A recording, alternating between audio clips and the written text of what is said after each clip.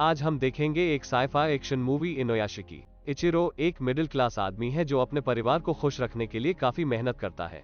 अपनी हैसियत के हिसाब से उसने अपने परिवार के लिए एक घर खरीदा है, लेकिन उसके परिवार के सदस्य इचिरो की मेहनत को सराहने के बजाय घर बाकी घरों से छोटा है इसकी शिकायत कर रहे हैं।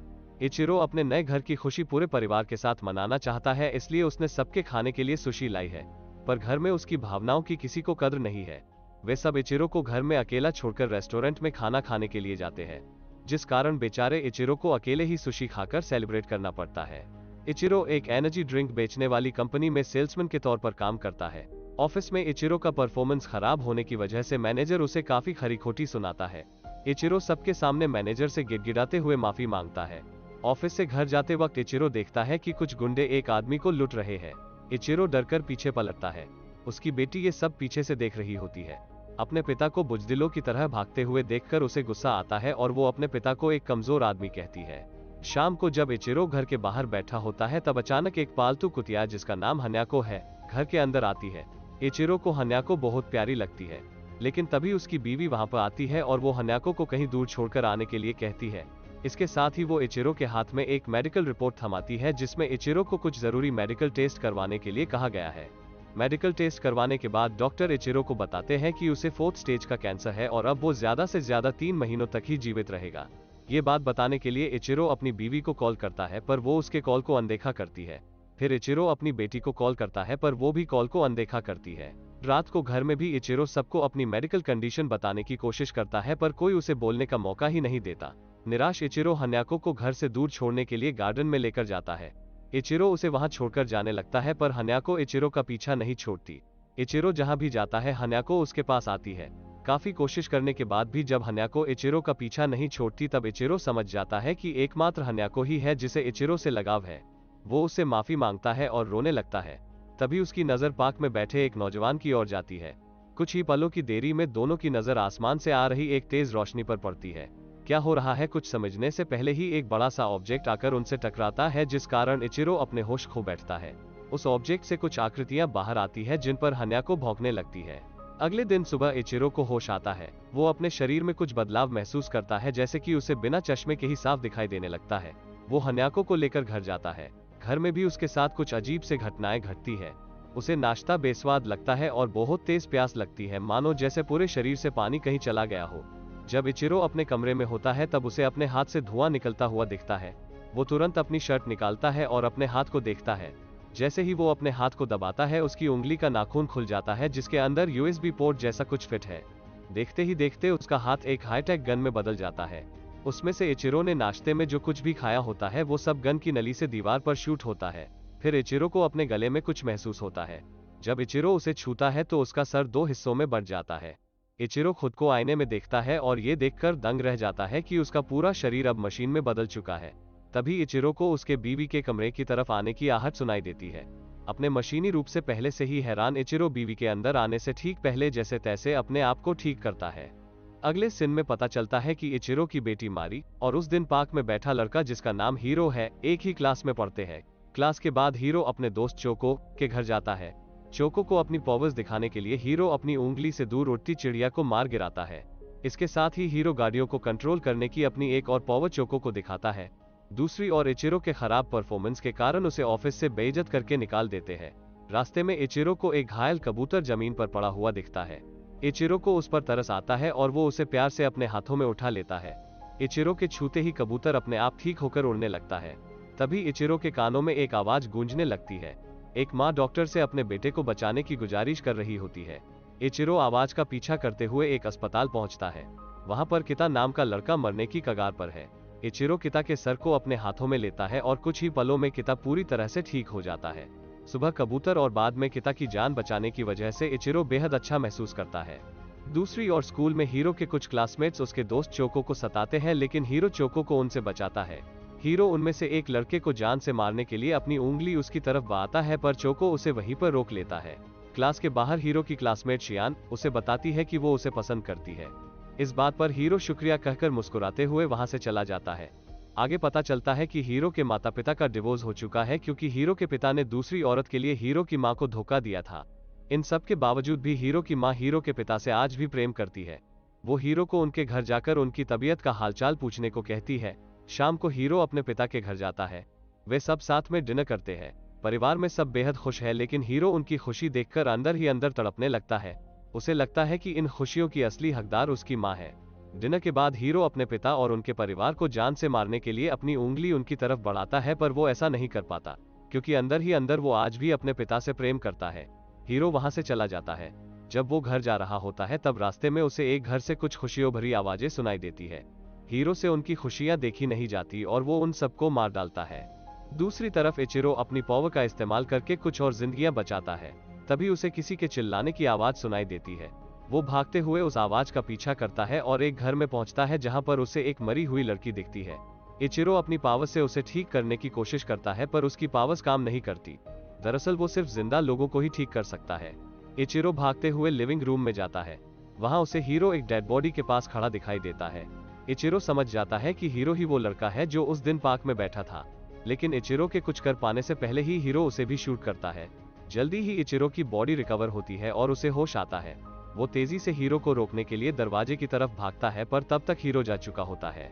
सारे न्यूज चैनल पर इन्हीं हत्याओं की ही चर्चा शुरू है, क्योंकि ये हत्याएं गोली लगने से होने के बावजूद भी एक भी विक्टिम के शरीर से गोली बरामद नहीं हुई। चोको को ये न्यूज देखकर अपने दोस्त हीरो पर शक होता है। अगले दिन वो उससे इन हत्याओं के बारे में पूछता है। हीरो इन हत्याओं का जिम्मा स्वीकार करता है, पर इस बात का उसे कोई पछतावा नहीं है। हीरो अब खुद को भगवान समझने लगा है। वो चोको से कहता है कि हर रोज कोई न कोई मरता है। अनजान लोगों की मौत पर हमें अफसोस नहीं करना चाहिए। हीरो का बदला हुआ रूप देखकर चोको दुखी होता है और उससे दोस्ती तोड़कर चला जाता है। जब हीरो अपने घर जाता है तो वहां उसे पता चलता है कि उसकी मां को एक लाइलाज कैंसर है। हीरो अपनी मां को गले लगाता है और कहता है कि वो उसे कभी मरने नहीं देगा। इचिरो अपने घर आकर सबको बताता है कि उसे कंपनी से निकाल दिया है। इस बात पर उसकी बीवी और बेटी बहुत नाराज होते हैं। इचिरो को खुद की नाकाबिलियत पर बहुत गुस्सा आता है। तभी उसे चोको की आवाज सुनाई देती है। चोको भगवान से प्रार्थना कर रहा होता है कि कोई उसके दोस्त हीरो को और लोगों की जान लेने से रोके। इचिरो अपनी सारी तकलीफें भुलाकर आसमान में उड़ते हुए चोको के पास पहुंचता है। इचिरो उससे कहता है कि उस रात हीरो भी इस पार्क में मौजूद था, जब एक बड़ी सी चीज आकर हमसे टकराई और हमारा शरीर इंसान से रोबोट में बदल गया। इस पर चोको कहता है कि हो सकता है वो चीज स्पेसशिप हो और एलियंस ने आप दोनों को रोबोट में बदला हो। चोको को लगता है कि जो पावर्स हीरो के पास है वही पावर्स इचिरो के पास भी होने चाहिए, लेकिन इचिरो को अपनी पावर्स के बारे में ज्यादा कुछ पता नहीं होता। अगर हीरो को रोकना है तो इचिरो को अपनी पावर्स के बारे में पता होना बहुत जरूरी था। इस वजह से चोको अगले दिन से इचिरो को ट्रेन करना शुरू करता है। बूढ़े इचिरो को अपनी पावर्स का इस्तेमाल सीखने के लिए बहुत कोशिश करनी पड़ती है। दूसरी तरफ हीरो अपनी मां को अस्पताल लेकर जाता है। वहां डॉक्टर उन्हें बताता है कि हीरो की मां का कैंसर अपने आप ठीक हो गया है। वे लोग अस्पताल से बाहर आते हैं, जहां हीरो अपनी मां से कहता है कि आपने आज तक बहुत कष्ट उठाए हैं, अब आप कहीं छुट्टियां मनाने के लिए जाइए। तभी कुछ पुलिस ऑफिसर्स हीरो को घेर लेते हैं और उनमें से एक ऑफिसर हीरो को मर्डर केस की छानबीन के लिए अपने साथ चलने के लिए कहता है। हीरो उनसे बचकर भागने लगता है और इस दौरान वो 3 पुलिस ऑफिसर्स को मार डालता है। किसी तरह हीरो पुलिस वालों से बचकर भागने में कामयाब होता है। हीरो के भाग निकलने की बात तेजी से मीडिया में फैल जाती है। अगले सीन में हीरो एक बालकनी में खड़ा होता है, तभी उसकी क्लासमेट शियान उसके पास आती है। वो उसे अपने घर लेकर जाती है। वहां पता चलता है कि शियान के माता पिता का देहांत हो चुका है और वो अपनी दादी के साथ रहती है। शियान को लगता है कि वो भी ज्यादा दिनों तक जिंदा नहीं रहेगी। दूसरी ओर इचिरो अपनी शक्तियों का इस्तेमाल करने में बेहतर होता जा रहा है, लेकिन जैसे जैसे वो अपनी शक्तियों का इस्तेमाल करता जाता है उसे बहुत तेज प्यास लगती है। इचिरो शरीर में फुर्ती लाने के लिए एनर्जी ड्रिंक पीता है, लेकिन उसे इससे ताकत महसूस होने की बजाय और ज्यादा कमजोरी महसूस होती है। तभी इचिरो का शरीर उस एनर्जी ड्रिंक को अपने शरीर से बाहर फेंक देता है। इचिरो चोको को बताता है कि इससे पहले भी एक बार जब उसने मिसो सूप पिया था तब भी ऐसे ही सारा सूप उसके शरीर ने बाहर फेंक दिया था। ये बात सुनते ही चोको एनर्जी ड्रिंक के इंग्रेडिएंट देखता है। वो समझ जाता है कि नमक इचिरो के मशीनी शरीर के लिए हानिकारक है। रात में हीरो टीवी पर देखता है कि हीरो की मां हीरो के अपराधों के लिए सबसे माफी मांगती है, पर कोई उसकी माफी स्वीकार नहीं करता और सब उसे हीरो के अपराधों के लिए दोष देते हैं। न्यूज में आगे बताया जाता है कि हीरो की मां ने इन सबसे परेशान होकर खुदकुशी कर ली है। अपनी गलतियों की सजा अपनी मां को मिली, ये देखकर हीरो बहुत रोता है। मरने के बाद भी उसकी मां को कई लोग सोशल मीडिया पर गालियां देते हैं। ये देखकर हीरो बदले की भावना से जलने लगता है। वो अपनी पावर्स का इस्तेमाल करके गालियां देने वाले सारे लोगों के कंप्यूटर और फोन को हैक करता है और एक एक करके सबको शूट करता है। शियान देखती है कि हीरो रात में सो नहीं पा रहा। वो उसके पास जाकर उससे बात करने की कोशिश करती है। हीरो को उससे कोई बात नहीं करनी। वो उसे अपना रोबोटिक रूप दिखाकर डराने की कोशिश करता है। वो उसे ये भी बताता है कि उन सारी हत्याओं के पीछे उसी का हाथ है, पर शियान नहीं मानती। हीरो शियान को डराने के लिए उसे लेकर आसमान में उड़ने लगता है, लेकिन शियान को डर नहीं लगता। वो कहती है कि उसे सिर्फ एक ही बात से डर लगता है कि कहीं हीरो उसे छोड़कर न चला जाए। हीरो को एहसास होता है कि अब शियान इकलौती जीवित इंसान है जिसे उसकी परवाह है। हीरो शियान को प्रॉमिस करता है कि वो हमेशा उसके साथ रहेगा और उसे प्रोटेक्ट करेगा। घर आने के बाद हीरो को चैन की नींद आती है। शियान हीरो को सोते हुए देखकर मुस्कुराती है और कहती है कि तुम्हारे अंदर का इंसान अभी भी जिंदा है। इतना कहकर शियान किचन में पानी पीने जाती है, तभी उसे उसके बगल में किसी के होने का आभास होता है।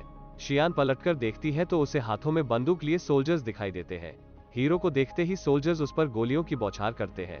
सोल्जर्स हीरो पर लगातार गोलियां चलाते हैं। गुस्से में हीरो उन सबको मार गिराता है, लेकिन इसी बीच सोल्जर्स की गोलियां शियान को लगने की वजह से उसकी मौत होती है। शियान की मौत हीरो को गुस्से से पागल कर देती है। हीरो सारे देशवासियों को जान से मारने का प्रण लेता है। दूसरी तरफ हीरो के डर से इचिरो अपने बीवी बच्चों को बाहर जाने और स्मार्टफोन का इस्तेमाल करने से रोकने की कोशिश करता है, पर हमेशा की तरह इस बार भी उसकी बात कोई नहीं सुनता। मारी अपने दोस्तों के साथ एक बिल्डिंग के टॉप फ्लोर पर जाती है ताकि वो शहर के नज़ारे का आनंद ले सके। हीरो खुद को हर नेटवर्क पर ब्रॉडकास्ट करता है और सबको चेतावनी देता है कि वो उन्हें और पूरे देश को तबाह कर देगा। शुरुआत में लोग उसकी बात को गंभीरता से नहीं लेते। जब हीरो एक एक करके लोगों को शूट करने लगता है तब लोग डर के मारे इधर उधर भागने लगते हैं, लेकिन हीरो उन पर हर जगह से वार करता है। यहाँ इचिरो नेटवर्क को हाईजैक करने में सफल होता है, जहाँ चोको सबको अपने अपने स्मार्टफोन और कंप्यूटर की स्क्रीन ऑफ करने की सलाह देता है ताकि हीरो के हमले से बचा जा सके।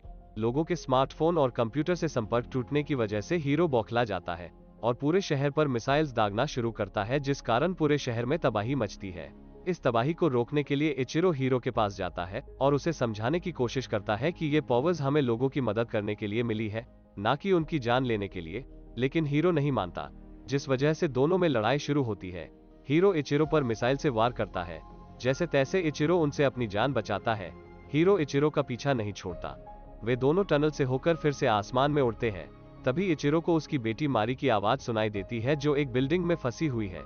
लेकिन हीरो इचिरो को मारी के पास जाने नहीं देता। वो इचिरो के फ्लाइंग सिस्टम को खराब करता है। इचिरो बचने के लिए एक बिल्डिंग का सहारा लेता है। इचिरो हीरो को शूट करने की कोशिश करता है, मगर हीरो उसके वार से बचता है। हीरो इचिरो पर वार करना जारी रखता है। हीरो इचिरो को एक हेलीकॉप्टर पर फेंकता है और हेलीकॉप्टर के पायलट को मार देता है। इचिरो कैमरामैन के साथ एक बिल्डिंग पर कूदकर खुद की और उस कैमरामैन की जान बचाने में सफल होता है। तभी हीरो वहां पर आता है। जब हीरो बोतल से पानी पी रहा होता है तभी इचिरो उसकी बोतल को अपनी उंगली से शूट करता है और अपनी जेब से पानी की बोतल निकालकर पानी पीने लगता है। हीरो इचिरो को धक्का देता है और इचिरो की बोतल उठाकर पानी खुद पी जाता है। उसके बाद फिर से हीरो इचिरो पर मिसाइल से वार करता है। इचिरो उन मिसाइल्स को चकमा देकर अंतरिक्ष में चला जाता है। हीरो भी उसके पीछे पीछे वहां आता है और इचिरो को मारने लगता है। लेकिन जैसे ही हीरो उसे मारने के लिए अपने हाथ को गन में बदलता है, हीरो की गन से गोली की जगह पानी निकलता है। दरअसल इचिरो ने जानबूझकर हीरो की बोतल फोड़ी थी ताकि वो इचिरो के हाथ से एनर्जी ड्रिंक की बोतल छीनकर पी जाए और उसके रोबोटिक शरीर में बिगा आए। इचिरो ये मौका नहीं चुकता और हीरो के ऊपर मिसाइल्स की बौछार करता है, जिस कारण हीरो का शरीर तेजी से जमीन की ओर गिरता है। इचिरो जल्दी से अपनी बेटी के पास जाता है। मारी एक बिल्डिंग में बेहोश पड़ी होती है। काफी कोशिश के बाद उसे होश आता है, लेकिन तभी हीरो उस पर वार करता है। हीरो समझ जाता है कि मारी इचिरो की बेटी है और उसे अपनी उंगली से शूट करता है। इचिरो उसे अपनी पावर से बचाने के लिए आगे बढ़ता है, लेकिन हीरो उस पर वार करता है और उसे एक और फेंक देता है। हीरो इचिरो को तड़पाने के लिए मारी को बिल्डिंग से नीचे फेंकता है। मारी को मरता देख इचिरो अपनी पूरी ताकत के साथ उसकी तरफ उड़ता है। हीरो उसे रोकने के लिए आगे आता है, लेकिन रोक नहीं पाता और उसका हाथ टुकड़ों में बिखेर जाता है। इचिरो अपनी सारी पावर के साथ मारी की तरफ बढ़ता है और मारी के जमीन पर गिरने के ठीक पहले उसे पकड़ लेता है। इचिरो अपनी हीलिंग पावर से मारी को स्वस्थ करता है और बाकी लोगों को बचाने चला जाता है।